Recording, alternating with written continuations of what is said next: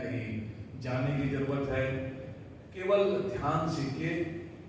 आपका मार्ग ध्यान है तो ध्यान की दिशा में चलिए, आपका मार्ग भक्ति है तो भक्ति की दिशा में चलिए, आपका मार्ग कर्म है तो कर्मयोग की दिशा में चलिए। पर जो भी है यही रहिए, कोई घर द्वार छोड़ने की जरूरत नहीं है, यहीं आते आते रहिए आश्रम में।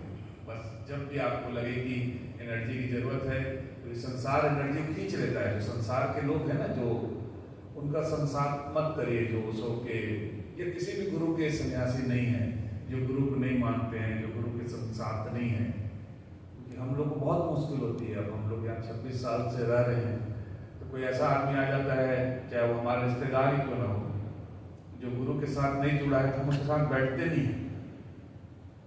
अगर मान लो बैठना ही पड़ गया कभी मजबूरी में, तो फिर तुरंत नहा के चाय पीना पड़ता है।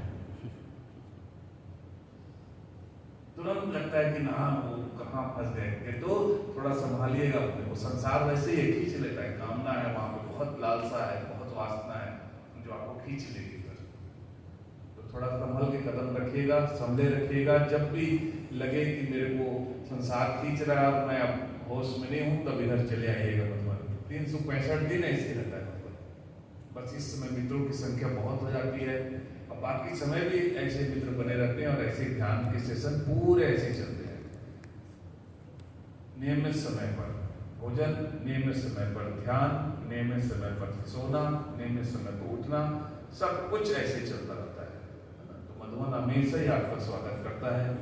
इसको देखिएगा। संसार में खूब काम करिए, धनोपार्जन करिए, कोई उसमें बुराई नहीं हो सोने का। नहीं तो सारे अभी तक के सब सदगुरु उनका कि धन छोड़ दो, स्त्री छोड़ दो, कामनी छोड़ दो, कंचन छोड़ दो, कहीं वो सोने का छोड़ने के लिए कुछ मत छोड़िए। खूब मस्त रहिए, बस ध्यान जोड़िए। अपने जीवन में जब ध्यान जुड़ जाएगा तो सबको धीरे धीरे दिखेगा, सब बैलेंस हो जाता है आपके जीवन में। और ध्यान छूट जाए और सब कुछ जुड़ जाए तो देखिएगा जीवन में, फिर जब आप मरते हैं उस समय आप धनियों के पास बैठ के देखिए, जो बड़े बहुत पैसे वाले हैं, आप उनके पास बैठ नहीं सकेंगे, वो इतने दुखी। आपको लगता है वो सुखी हैं, आप उनके पास बैठ, उनकी लंबी गाड़ी को मत देखिए, 3 करोड़ की गाड़ी में चलता है, कि उसके पास डिफेंडर है 1.5 करोड़ की, उसको मत देखिए।